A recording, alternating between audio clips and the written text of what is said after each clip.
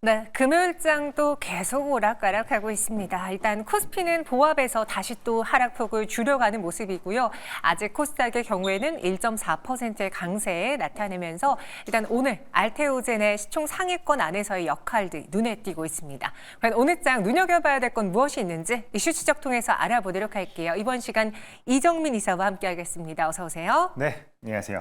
네, 안녕하십니까. 앞서 오전과 오후장의 가장 큰 변화로 알테오젠의 대두에 대한 이야기가 저희 해봤는데 현재 시장 상황 어떤지 좀 간단하게 브리핑해 주시죠. 네, 오늘 같은 경우에는 전일 이제 뜨거웠던 하나오션이나 HD 현대중공업 같은 경우에는 급등에 따른 조정이 좀 나오고 있다라고 좀 말씀을 드리겠습니다. 네. 특히나 이제 스트레스성으로 약간 밀렸던 2차 전지와 관련된 종목들, 대표적으로 LG엔솔과 LNF, 아모그린텍 등이 있죠. 오늘 같은 경우에는 이제 테슬라가 워낙 그 미국 시장에서 뜨겁다 보니까 반등에 성공하는 모습을 보여주고 있는 게 특징이 된다라고 좀 말씀을 드리겠고요. 그다음에 코스닥 시장 같은 경우에는 아까 점심 시간에 알테오젠의 그 이제 좋은 뉴스가 나왔죠. 독점 라이센스 계약을 다이치 산케와 이제 체결한 것으로 알려지면서 장중에 16.8%까지 급등하는 모습이 나왔습니다. 근데 다음 주 같은 경우에는 이제 그 알테오젠 같은 경우에는 IR을 앞두고 있습니다. 그래서 한투증권 컨퍼런스도 있고요. 그다음에 애널리스트들을 대상으로 하는 IR도 있기 때문에 다음 주에도 추가적으로 좋은 뉴스가 나올 가능성이 굉장히 높아 보인다라고 말씀을 드리겠습니다. 또 이 여파로 오늘 같은 경우에는 펩트론과 리가캠 바이오도 동반으로 상승하는 모습들을 보여주는 게 특징이 된다라고 좀 말씀을 드리겠고요. 그다음에 이제 트럼프발 이슈로 인해서 다시 한번 우크라이나 이제 그 재건주들이 좀 떠오르고 있죠. 그러다 보니까 오늘 같은 경우에도 삼부토건과 이하공영 등 재건 테마주로 엮인 종목들이 상승하는 모습을 보여주는 게 특징이 된다라고 시청자 여러분께 말씀을 드리겠습니다. 네, 참 한 주도 바삐 움직였습니다. 트럼프 후보가 당선인이 되면서 시장 안에서 빠르게 수혜주, 피해주 찾기에 나섰고요. 그나마 다행히 오늘인 건 피해주로 꼽혔던 종목들이 약간은 부담을 털고 다시 저가 매수가 들어오고 있다는 점입니다. 과연 다음 주의 모습은 어떨지 한숨 돌린 국내 증시가 맞는지 알아보겠고요. 또 시총 1위 엔비디아 연일 신고가 질주하고 있는데 국내 반도체주에는 어떤 영향을 미칠지까지 알아보겠습니다. 먼저 국내 증시부터 한번 점쳐보도록 하죠. 앞서 말씀드린 것처럼 오늘은 코스닥이 제약바이오 간에서 알테오젠의 상승 덕에 1%의 상승, 오름세를 유지하고 있고요. 2차 전지라던가 그리고 바이오 쪽에서의 저가 매수가 들어오며 모처럼 코스닥 시총 상위 종목들도 빨간불이 들어왔습니다. 좀 아쉬운 건 오후 들어서 에코프로 그룹주라던가 2차 전지주의 상승폭이 조금은 더뎌졌다라는 게 아쉽긴 합니다만. 앞으로 봐야 될 거는요. 일단 오늘까지 FOMC 회의 결과가 나왔고 시장이 예상대로 흘러가다 보니 이제는 좀 안도할 수 있는 장이 아닐까라는 기대가 커질 수 있다는 거예요. 실제로 11월 FOMC에서는요. 기준금리 25bp 인하 시장의 예상대로 단행이 됐습니다. 연준에서는 만장일치 인하 결정이 나왔고 그 성명문에 대한 해석에 대해서는 약간 의견이 좀 분분한데요. 매파적이다라고 보는 시선이 조금은 더 우세한 것 같긴 합니다. 왜냐? 그간 있었던 물가 안정 관련한 자신감이란 문구가 삭제가 됐고요. 물가가 2% 목표를 향해 안정되고 있다는 더 큰 자신감을 얻었다라는 문구에서는 이 자신감과 관련된 내용이 삭제가 되었다고 합니다. 그래서 매파적이지 않은가라고 바라보는 거예요. 근데 파월 연준 의장의 기자회견에서 또 이런 이야기가 있었습니다. 왜 이렇게 확신하는 문구를 삭제했는지 그 이유에 대해서는 이미 물가가 경로대로 가고 있는 상황이기 때문에 굳이 가이던스에 스스로 얽매이고 싶지 않아서 뺀 걸 뿐 큰 의미는 없다라고 이야기를 했습니다.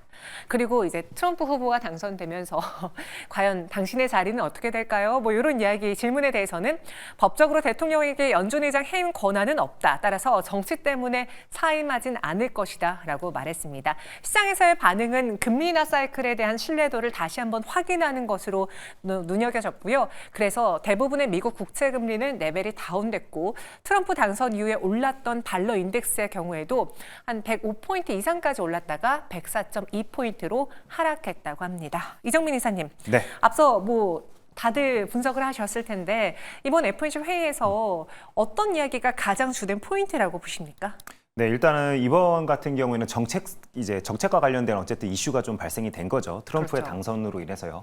그러다 보니까 이제 FOMC의 어쨌든 이제 기조 또한 바뀔지 안 바뀔지가 시장에서의 가장 큰 주목이었습니다. 근데 어쨌든 코멘트가 일부 삭제된 부분도 있었기 때문에 관련되어서 시장에서는 지금 현재 어떤 식으로 앞으로 이제 좀 펼쳐질지에 대한 의구심이 점점점 커지는 그런 모습들을 좀 보여주고 있는 게 특징이 된다라고 말씀을 드리겠고요. 어쨌든 파월 의장이 관련되어서 코멘트를 하긴 했습니다. 그러면서 이야기했던 게 단기적으로 선거가 정책 결정에 영향을 미치지는 않을 것이라고 이야기를 했습니다. 이 말은 무엇이냐면요. 결국에 정책적으로 무언가 흔들리는 요소들이 있더라도 본인들은 이제 갈 길을 가겠다 이런 식으로 이제 이야기를 한 건데요. 설령 이렇게 FOMC에서 밝혔다고 하더라도 제가 생각했을 때는 결국에 그 정부의 정책 방향에 의해서 어느 정도는 좀 미시적인 경제 부분에서는 불확실성이 분명 커진 부분은 있을 것으로 저는 좀 생각을 하고 있습니다. 그렇기 때문에 우리 시청자 여러분들께서 아시다시피 주식은 항상 무언가 이벤트가 발생되면 선반영하기 마련이죠. 그렇기 때문에 항상 이런 그 미국에서 들려오는 소식에는 당분간은 좀 귀를 조금 더 기울이셔야 된다라고 좀 말씀드리겠습니다. 네, 시장이 알고 있었던 거고 그리고 그에 대한 해석도 다 이미 끝이 났습니다. 그럼 여기서 우린 앞으로를 봐야 될 텐데 오늘 중국에서는요 전인대 상무위가 개최되고 오늘 폐막이 되는 날이거든요. 그래서 트럼프 당선인을 앞두고 바라보고 있는 상황에서 대규모 경기 부양책을 중국에서도 꺼내놓지 않을까라는 기대가 있었습니다. 네. 지금 아직까지 새로 나온 뉴스는 없지만 만약에 그렇게 된다면 국내 시장에서 중국 관련 소비주를 봐야 되는 것도 아니냐라는 이야기가 있는데 새로운 뉴스로 시장에 좀 작용해 줄 수 있을까요? 네, 뭐 새로운 뉴스에 당연히 시장은 반응을 할 것입니다. 하지만 전형적인 테마주 매매로만 좀 접근해야 되지 않을까라는 생각을 가지고 있다라고 시청자 여러분께 말씀을 드리겠고요. 그렇기 때문에 이벤트성 매매로만 좀 중국 관련되어 가지고 모멘텀이 돈다라면은 좀 매매를 해보자라고 시청자 여러분께 말씀을 드리겠습니다. 어차피 트럼프가 공식적으로 취임하기 전까지는 이제 뭐 대선 캠프나 아니면은 뭐 트럼프의 입을 통해서 나오는 한마디 한마디에 시장이 출렁일 수밖에 없습니다. 그렇기 때문에 우리가 너무 긴 시계열을 놓고 관련된 종목들을 매매하면은 물리기 딱 좋다라고 시청자 여러분께 좀 말씀을 드리겠고요. 어쨌든지 지금 계속 트럼프가 이제 그 선거에서 이야기했던 부분이 60%의 보편적 관세를 중국 쪽에다가 이제 부과를 하겠다는 부분이었죠. 그렇기 때문에 중국 경제 성장률이 2.5포인트 정도 낮출 것으로 현재 증권가에서는 예측을 하고 있습니다. 그렇기 때문에 지금 현재 시장에서 이미 그 뒤를 바라보고 있는 상황이기 때문에 중국 정부에서 이번에 2천조 원 규모의 부양책이 나온다 하더라도 이제 GDP 대비해가지고 시장은 이미 계산기를 두들기고 있는데요. 2008년도에 금융위기 이후에 중국 정부에서 대대적으로 한번 당시에 이제 부양책을 펼친 적이 있었는데 그 수준을 뛰어넘을 정도의 이번에 자금이 풀려야지만 시장의 눈높이에 어느 정도 맞는 정책 방향성이 될 것으로 현재 예상이 되고 있습니다. 그렇기 때문에 우리 시청자 여러분들께서도 관련된 매매를 하실 때는 철저히 단기적인 모멘텀 플레이로만 접근을 하실 것을 저는 좀 추천을 드리겠습니다. 어쨌든지 지금 현재 금융권, 특히나 미국에 있는 금융회사들 같은 경우에는요, 올해 같은 경우에 금리 인하를 대부분 다 2번 정도 이제 예상을 했었는데 딱 그 수준에 맞게끔 현재 금리 인하가 되었죠. 지금 내년 같은 경우에는 미국 시장에서는 한 번 정도 금리 인하가 단행되지 않을까 하고 여러 리포트에서 지금 현재 나오고 있는 상황이기 때문에 관련되어 가지고도 꾸준하게 지켜볼 필요는 있다라고 말씀을 드리겠습니다. 네, 그럼 대선과 FOMC 등 11월에 있을 굵직한 이벤트들이 다 해소가 된 남은 11월은 과연 시장이 좀 가볍게 움직일 수 있을지도 궁금합니다. 왜냐하면 최근에 저희가 계속 언급을 해드렸지만 코스피, 코스닥 모두 다 합쳐도 거래 대금이 14조 원을 넘지 않는 그쵸. 경우가 있었어요. 네. 그러니까 다시 말해 다들 뭘 하고 싶지가 않았던 거예요. 근데 이제는 확인도 다 해봤겠다. 네. 또 어제 오늘 거래 대금이 17조 원 이상으로 올라온 걸 보면 바닥론이 힘을 좀 받을 수 있을 것 같은데 어떻게 판단하십니까? 네, 뭐 바닥론을 떠나서요. 제가 시청자 여러분들께 항상 말씀을 드리는 게요. 네. 11월, 12월 같은 경우에는요. 새로운 이벤트, 특히나 시장이 어느 부분에 주목하고 있는지를 좀 바라봐야 된다라고 항상 좀 말씀을 드리는 편입니다. 네. 그래서 저희가 과거를 다시 한번 좀 떠올려 보자라고 시청자 여러분께 말씀을 좀 드리고 싶은데요. 예를 들어서 2021년도 같은 경우에는요. 11월 달에 처음 나왔던 이제 시장의 주목도가 높았던 새로운 이벤트는요. 바로 플레이 투 언, P2E라고 했었죠. 이 열풍을 타고 결국에 당시에 위메이드와 삼성과 펄어비스가 굉장히 큰 상승이 나왔었습니다. 그래서 11월 달은 항상 새로운 뉴스에 주목해야 된다라고 좀 말씀을 드리겠고요. 특히나 22년도 같은 경우에는 우크라이나 전쟁으로 인해서 재건 테마주가 처음으로 부각이 되었습니다. 당시에도 결국에 한미글로벌과 코론글로벌이 굉장히 뜨거운 상승이 그 다음 해에 나왔다는 부분도 우리가 좀 생각을 해야 될 것 같고요. 그다음에 올해 같은 경우에도 어쨌든지 제주 반도체와 한미 반도체가 이제 그 AI로 열풍으로 인해서 연초부터 뜨겁게 타올랐죠. 항상 이런 뉴스들은요, 연말에 11월 또는 12월에 미리 한번 이제 시장에서 열풍이 한번 불었던 부분들을 우리가 떠올려 본다라면은 올해 지금 11월과 그다음에 다음 달 12월 달에 새로운 논리, 새로운 이슈가 어떤 게 생기는지 우리 시청자 여러분들께서 꼭 한번 지켜봐야 된다고 말씀을 드리겠습니다. 네. 그래서 이런 시장에 대해서 일단은 11월이라고 단순히 이번 달만 보는 게 아니라 앞으로의 또 주도 섹터가 무엇일지도 가늠해 봐야 된다라는 이야기였습니다. 이번에는 엔비디아 열풍 그리고 이 반도체주들의 분위기 이야기 나눠볼게요. 현재 반도체주들의 주가 흐름 보시죠. 일단 SK하이닉스도 오늘 강세를 보여주고 있고요. GST 6.4%가량의 오름세 그리고 DNF도 4.98% 상승 나타내고 있습니다. 눈에 띄는 건 오늘 사실 시장 안에서 그간 이 자동차와 관련해서 올랐던 자율주행 칩주들은요 상승 탄력이 조금은 둔화됐고 그간 하락했던 종목들에서 반등이 나오고 있고 시총상위 안에서 SK하이닉스가 더 강하게 불을 뿜어내고 있다라는 거죠. 그럼 트럼프 정권 하에서의 반도체에 대한 걱정이 끝이 난 걸까? 한번 보겠습니다. 사실 2차 전지 안에서는 IRA 폐지하냐 마냐가 가장 화제라면 이 트럼프 정권 하에 칩스법에 대해서 어떤 뉘앙스, 어떤 스탠스를 취할 것이냐가 가장 주된 내용이겠죠. 일단 외국계에서 나온 CNBC의 그 보도를 보면 트럼프 당선인이 칩스법을 별로 좋아하지 않는 건 맞다 하지만 그래도 이를 폐지하지는 않을 것 같다라고 이야기하고 있습니다. 오히려 약간의 법안을 좀 수정하는 편으로 고개를 돌릴 것 같고요. 첨단 제조업의 온쇼어링, 그러니까 자국으로 이전하는 데에 대한 지원이 있을 것 같다라고 합니다. 밑에 애덤 포젠 소장은요. 트럼프는 아마도 바이든과는 조금 다르게 법안을 재해석하려 할 것이다. 법안을 철회할 것이라고 생각하진 않는다. 오히려 관세 분야 쪽에서 더 확대가 될 것 같다라는 이야기하고 있습니다. 다시 말해 칩스법을 마음에 안 들었다 하더라도 이를 없애거나 회귀하기보다는 약간의 수정만 나타날 것 같다. 실제로 이 반도체 지원법으로 인해서 주요 반도체 업체들이 받게 되는 자금 지원을 보면요.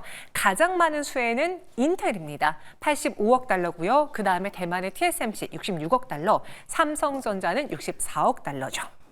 말들이 많은데 일단 미증시에서는요. 특히나 빅테크 IT 기업들 그리고 엔비디아도 그렇고 트럼프 당선인을 반겨주고 있는 것 같네요. 맞습니다. 그럴 수밖에 없는 게요. 일단 법인세를 깎아주겠다라고 이야기를 했죠. 그렇죠. 그러다 보니까 시장에서는 빅테크 업체들도 결국에는 수혜를 입을 수밖에 없다 보니 이런 식으로 이제 전일에도 그렇고 큰 상승이 나오고 있다라고 시청자 여러분께 좀 말씀을 드리겠고요. 네. 어쨌든지 엔비디아 같은 경우에는 11월 20일 날 바로 실적 발표가 있습니다. 그렇기 때문에 이제 실적 발표 앞두고서는 지속적으로 아마 자금 유입이 좀 되지 않을까라고 생각을 하고 있고요. 전일 같은 경우에도 ARM이 4.1%, TSMC가 4.1%, AMD가 3.3% 상승하는 모습들을 보여줬습니다. 그다음에 방금 전에 TSMC의 10월 달 매출이 이제 나왔는데요. 제가 좀 간략하게 소개를 해드린다라면은 3,114억 대만 달러 이제 그 매출이 나왔다라고 밝혔습니다.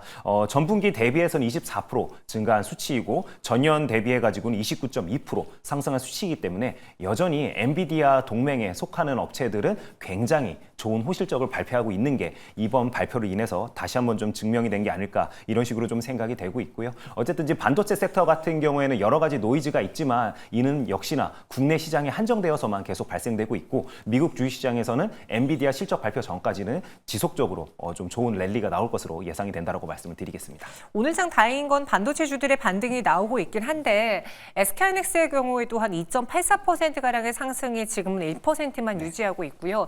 20만 원 선을 좀 간신히 지켜내고 있습니다. 왜 미증시 그 반도체주들의 흐름에 고스란히 따라가기는 어려운 건지 여전히 그 칩스법에 대한 우려 때문인 건가요?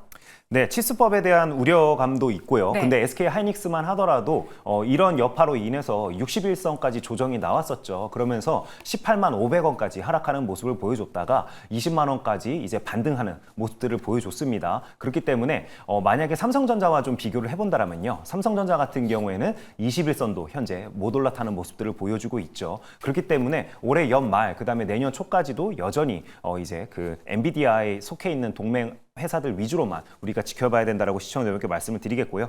특히나 어쨌든지 제가 지속적으로 좀 말씀드리고 싶은 부분은 바로 기술적인 해자를 이제 어느 쪽에서 계속 유지하느냐입니다. 근데 SK 하이닉스 같은 경우에는 이번에 꽤 괜찮은 뉴스가 나와서 시청자분께 좀 소개를 시켜드리고 싶은데요.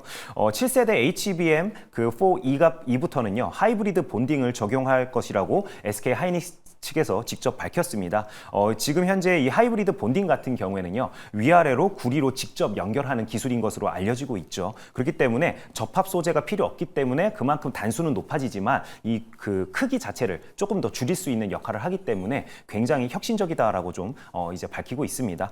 관련되어 가지고는 하나 정밀 기계와 공동 개발을 공식화했다라고 시장은 이미 인식을 하고 있습니다. 그러다 보니까 오늘 같은 경우에도 한미 반도체가 지금 현재 1.9% 상승하는 데 반해서 하나 인더스트리얼 같은 경우에는 지금 현재 7.98% 상승하는 모습들을 보여주고 있죠. 이렇게 계속 어쨌든지 기술 해자, 앞으로 다가올 미래의 기술에 대해서 어느 쪽이 우선순위를 가지는지에 따라서 주가는 이미 선반영해서 움직이고 있다는 점 시청자 여러분들께서 다시 한번 체크할 필요가 있다라고 말씀을 드리겠습니다. 네, 그럼 현 구간에서 반도체주들에 대한 비중은 어떻게 관리해 보는 게 좋을지 저희가 앞서 투자 타임 시간에도 다뤄봤지만 트럼프 정권 교체로 인해서 시장이 혼란스러운 건 맞다 하지만 그 안에서도 성장을 무시하면 안 된다라고 하며 반도체주는 오히려 매수 기회다라는 이야기도 혹은 지금 조금씩 비중을 늘려보자라는 의견 주셨거든요. 이정민 이사도 동의하십니까? 네, 저는 비중을 당연히 늘려봐도 된다라고 지난 시간에도 이제 시청자 여러분께 좀 말씀을 드렸죠. 네. 때마침 그때 제가 이제 대장주가 제일 편안하다라고 말씀을 드리면서 SK 하이닉스는 61선까지 떨어지면 너무나도 좋은 매수 기회가 될 테니까 좀 매수를 해보셔라라고 말씀을 드렸는데 딱 61선까지만 하락하고 반등하는 모습들이 나왔습니다. 근데 저 같은 경우에는 여전히 121선 이하로 하락을 하게 됐을 때는 SK 하이닉스가 가장 최선호주가 된다라고 좀 말씀을 드리겠고요. SK 하이닉스가 너무 좀 답답하다라고 여전히 우상향할 것으로 저는 좀 생각을 하지만요. 조금 더 다이내믹한 매매를 좋아하시는 분들 같은 경우에는 하나 인더스트리얼이 이제 차선호주라고 시청자 여러분께 좀 말씀을 드리겠습니다. 어쨌든지 엔비디아의 호실적 기대감으로 실적 발표까지는 관련된 반도체 종목들도 대장군에 속하는 종목들은 꾸준하게 우상향할 것으로 저는 좀 예상을 합니다. 그리고 SK 하이닉스 같은 경우에도 어쨌든지 월 10만 장까지 현재 HBM을 생산을 하는데 내년 같은 경우 14만 장으로 확대하겠다라고 밝혔죠. 그렇기 때문에 관련되어서 매출과 영업이익은 여전히 시장의 기대치에 부합할 것으로 생각을 하기 때문에 SK 하이닉스가 최선호주라고 시청자 여러분께 말씀을 드리겠습니다. 네, SK 하이닉스 최선호주 언급해 주셨고요. 제가 또 공부해 보니까 다올투자증권에서는 미중 분쟁에 대한 우려 심리보다는 오히려 반도체 업황 사이클의 영향도가 더 크다라고 합니다. 따라서 너무 크게 우려하지 말자라는 의견 주셨네요. SK 하이닉스 앞으로 눈여겨보도록 하겠습니다. 이정민 이사와 함께했어요. 고맙습니다. 네, 감사합니다.